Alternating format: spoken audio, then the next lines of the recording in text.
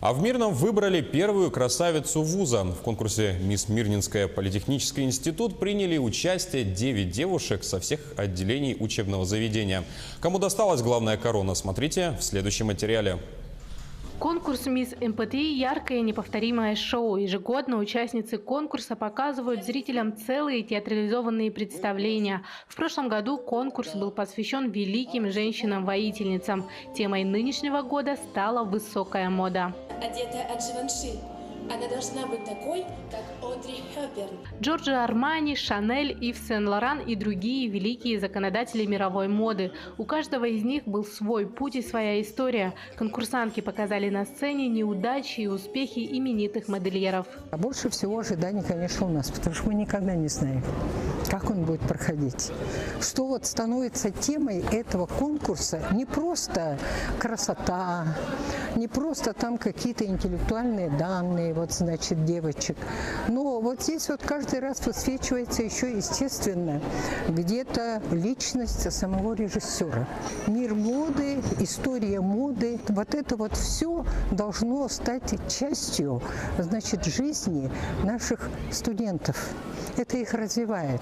Были и неотъемлемые части конкурса красоты и таланта. Визитная карточка, творческие номера, интеллектуальный конкурс и, конечно же, выход в вечерних платьях. Во всех этапах девушкам помогали юноши. Они стали настоящей опорой и поддержкой.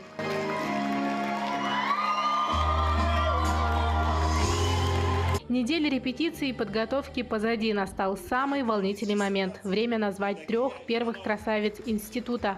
Второй вице-мисс стала Мария Ермолаева. Звание первой вице-мисс досталось Марии Редько. Обладательницей титула «Мисс МПТИ» стала Мария Иванова, студентка первого курса кафедры зарубежной филологии. Разумеется, я очень сильно волновалась. Я даже не ожидала того, что я выиграю, так как, когда я оставалась последняя, я думала: Господи, нет, не может быть.